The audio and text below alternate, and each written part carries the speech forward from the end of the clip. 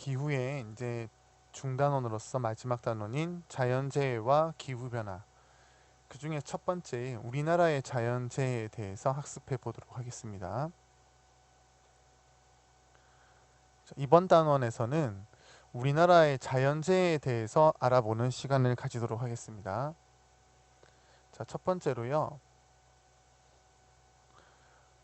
자연재해의 종류에 대해서 알아봐야 될 것 같아요. 그리고 두 번째로 기후적 요인의 자연재해에 대해서 알아보고요. 마지막으로 지형적 요인의 자연재해에 대해서 알아보도록 하겠습니다. 자, 자연재해라는 거. 자, 자연재해는 인간 생활에 피해를 주는 자연 현상을 모두 다 자연재해라고 합니다. 자연재해는 홍수, 가뭄, 태풍과 같은 기후적 요인의 자연재해가 있고요. 지진, 화산 같은 지형적 요인의 자연재해가 있습니다. 자, 그런데 우리나라에서는요, 어떤 자연재해가 더 많을까요? 특히 우리나라는 강수의 계절차가 크고요.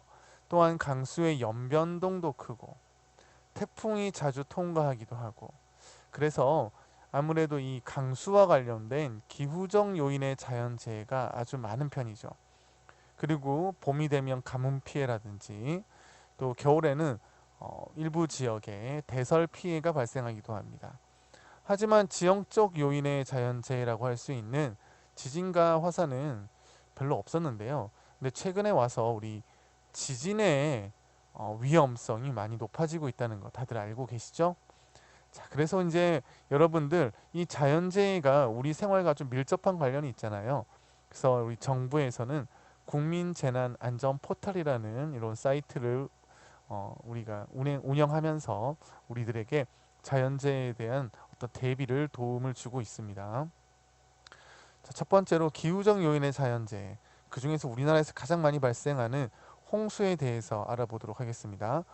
홍수는 많은 비가 내렸을 때 그 물이 넘치거나 해서 발생하는 자연재해가 되겠죠. 자, 언제 자주 생긴다. 장마전선이 정체, 그러니까 우리나라에 걸려 있을 때요. 이럴 때 자주 생기고요. 그 다음에 저기압 및 태풍이 통과할 때도 이제 자주 발생하게 됩니다. 홍수가 발생하면은 많은 물로 인해서 하천이 넘치게 되죠. 그래서 저지대의 가옥과 농경지가 침수가 되고요. 그다음에 홍수가 발생할 것으로 예상되는 지역에서는 빨리 그곳을 대피하는 게 좋습니다. 안 그러면 여러 다양한 피해가 있게 되겠죠. 심지어는 홍수가 넘쳤을 때 어떤 전기선 같은 것들이 이제 좀 문제가 생겨서 감전에 어떤 피해를 입기도 하고요. 그 다음에 더러운 물이 넘쳐서 어떤 피부병이라든가 당연히 이제 우리 익사사고라든가 이런 것들이 발생하게 되죠. 그뿐만 아니라 이 홍수로 인한 2차 피해로 이제 산사태가 자주 발생하기도 합니다. 물을 한껏 먹은 이 산의 사면들이 일시에 흘러져 내려서 이제 아래에 있는 가옥이나 이런 지역들을 덮치는 일이 발생하게 되기도 하죠. 특히 기온과 관련된 자연재해를 또 한번 살펴보도록 하겠습니다. 너무 더울 때 우린 폭염이라고 하고요. 너무 추울 때를 우린 한파라고 합니다. 폭염과 한파를 우리 기상청에서 정의를 내리고 있는데요. 폭염은요, 일 최고 기온이 33도 이상인 상태가 2일 이상 지속될 때 우리가 폭염이라고 합니다. 이때는 우리가 폭염주의보라고 하고요. 폭염 경보는 훨씬 더 강한 심한 단계겠죠. 1 최고 기온이 높아집니다. 35도 이상이고요. 이런 상태가 2일 이상 지속되면 우린 폭염 경보가 내려지게 되죠. 자, 한파는요. 추워지는 건데 한파주의보가 있고 역시나 한파경보가 있습니다. 한파주의보는 10월에서 4월 사이에 아침 최저 기온이 전날보다 10도 이상 하강하여 3도 이하이고 평년값보다 3도가 내려갔을 것으로 예상될 때 주의보를 내립니다. 또는 아침 최저 기온이 영하 12도 이하가 2일 이상 지속될 것으로 예상될 때, 또 급격한 저온 현상으로 중대한 피해가 예상이 될 때 주의보를 내리고요. 경보는 이거보다 좀 더 심하겠죠. 전날보다 15도 이상 하강하여 3도씨 이하이고 평년값보다 3도 이상 낮을 때 우리가 경보가 내리게 되고, 영하 15도 이하가 2일 이상 지속될 때, 그리고 급격한 저온 현상이 광범위한 지역으로 중대한 피해가 예상될 때 경보가 내리게 됩니다. 자, 이번에는 태풍인데요. 우리 좀 전에도 이 일기예보에서 태풍이 이제 또 올라온다는 소식이 있었습니다. 지금이 이제 9월인데도 태풍이 계속 이제 올라오고 있죠. 자, 태풍은요, 가장 이제 일시에 짧은 시간 동안 아주 강한 바람과 폭우를 동반하게 되는 거죠. 자, 이 태풍이 이제 이렇게 강한 비와 바람을 동반하게 되면서 강풍이 불면서 어떤 해일이 발생하게 되겠고, 이러면서 아주 큰 피해를 주게 되는데요. 여러분들 최근에도 이 태풍 관련되는 일기예보를 많이 이제 들으셨죠? 자, 근데 태풍이 이제 우리나라로 올라올 때 태풍의 중심부에서 어느 쪽에 있는 게 위험하냐? 바로 오른쪽 편에 있는 게 위험합니다.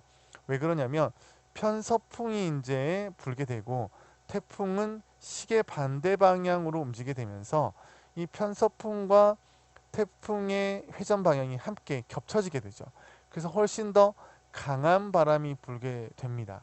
그리고 반대편, 이제 왼쪽 편으로는 이 편서풍과 태풍의 진행 방향이 부딪히게 되면서 구름이 흩어지고 풍속이 약해지기 때문에 오른쪽이 위험한 곳이 되겠죠. 자, 이번에는 폭설 또는 대설이라고 부르는 것에 대해서 알아보겠습니다.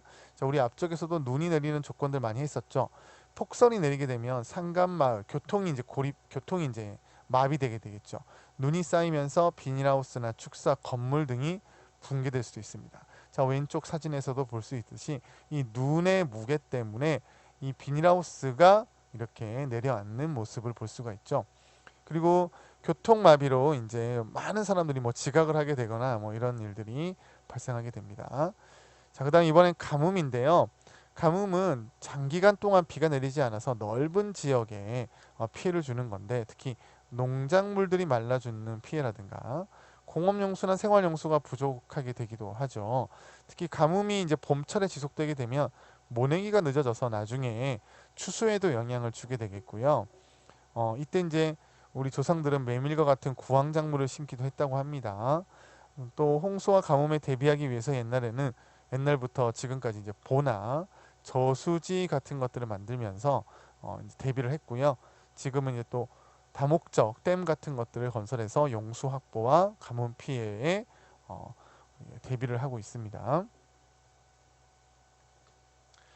자, 태풍은요, 무조건 나쁜 것만은 아닙니다. 태풍의 양면성도 있는데요. 태풍은 가뭄이 들었을 때 물 부족을 어느 정도 해소시켜 주기도 하고요. 저위도 지역에 축적된 열 에너지를 고위도 쪽으로 빠르게 운반해서 지구상의 열 균형을 맞춰 주기도 합니다. 그리고 태풍이 이제 지나가게 되면서 바닷물이 뒤섞여서 깨끗하게 되겠고, 또 플랑크톤이 이제 솟아 올라오게 되면서 또한 생태계에도 일부 아주 좋은 영향을 줄 수도 있습니다. 자, 자연재해와 관련된 우리 탐구 활동을 한번 살펴볼게요.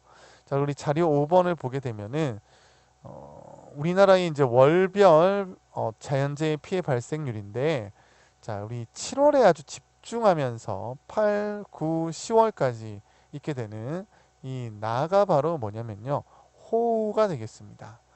자, 그리고요, 8, 9월에 이제 집중하게 되는 요 가가 바로 태풍이 되겠죠. 그리고 12월부터 3월까지 바로 다가 대설 또는 폭설이 되겠습니다. 자, 그리고 자연재해 원인별 도별 피해액을 봤을 때요, 강원도에 아주 많은 피해를 주는 비가 있죠. 경기도도 많은 피해를 주고요. 그리고 전국적으로 봤을 때 피해를 가장 폭넓게 많이 주고 있는 비가 바로 뭐가 되냐면요, 호우가 되겠습니다. 자, 그리고 A는요, 전남, 경남, 제주와 같이 이 남부지방에 주로 피해를 주는데 A가 바로 태풍이 되겠습니다. 그리고 C는 가장 피해액이 좀 적죠. C가 바로 대설이 되겠습니다. 자, 지형적 요인의 자연재해로 들어갈게요. 지형적 요인의 자연재해는 지진과 화산 활동인데요. 특히 최근에 와서 우리나라가 바로 지진 활동이 많이 일어나게 되겠죠. 지진 활동이 많이 일어나고 있습니다. 특히 이제 2016년도에 경주, 뭐 그다음에 그 다음에도 포항 이런 지진들이 일어나게 되면서 우리나라에 지금 지진 공포를 가지고 왔다고도 할 수 있는데요. 여러분들 지진은 이제 우리나라에서 안전한 우리가 지진에서 안전한 지역이 아닙니다. 그렇죠? 이 판과 판의 경계에서 또 우리나라도 이 판과 판의 경계에 좀 떨어져 있지만 우리나라에도 이 활성 단층이라 그래서 이 판이 작은 지판들이 이제 움직이고 있는 지역들이 있어요. 이런 지역에서 이제 언제나 지진이 날 수 있는 거고요. 그러다 보니까 이제 내진 설계라든가 지진 발생 시 행동 요령 같은 것들을 우리가 교육받고 숙지해야 되겠죠. 뭐 이렇게 지진 발생 시 행동 요령입니다. 한번 여러분들 꼭 읽어보시고 참고해서 지진이 발생했을 때 잘 대피해 주시기 바랍니다. 자, 이제 이것은 우리 EBS에서 정리하고 있는 자연재해에 대한 부분들입니다. 냉해도 있고요. 한파, 폭염, 가뭄, 홍수, 대설, 그리고 태풍까지 정의들과 함께 특징과 영향이 있고요. 대책들도 나와 있습니다. 가뭄과 홍수의 대책으로 여기 지금 녹색댐, 조림 사업 이런 것들이 있는데요. 이게 산에 나무를 많이 심으면 그게 바로 물을 저장해 주는 댐의 역할을 해준다는 거죠. 그래서 이제 가뭄과 홍수에 대비가 될 수도 있다는 거고요. 자, 이런 부분들 한번 쭉 보시면서 정리해 주시면 좋겠고요. 자, 이 문제로 한번 만든 것들을 보겠습니다. 자연재해의 월별 피해 발생 비율 우리 앞쪽에 탐구 활동에서도 했었는데요. 지금 가를 볼게요. 8월, 9월, 10월에 집중하는 게 이제 가인데요. 나는 7, 8월에 아주 집중을 많이 하고 특히 7월에 아주 높은 비율을 보이죠? 자, 우리 7월에 아까 전에도 높은 비율을 보였던 게 뭐였었나요? 호우가 되겠죠. 그러면 가는 8, 9, 10은 뭐가 되겠어요? 태풍이 되겠습니다. 자, 그리고 겨울철을 중심으로 다는 대설이 되겠네요. 자, 그러면 정답은 4번이 되겠죠? 자, 이렇게 이제 자연재해도 한번 우리가 정리를 해보았습니다.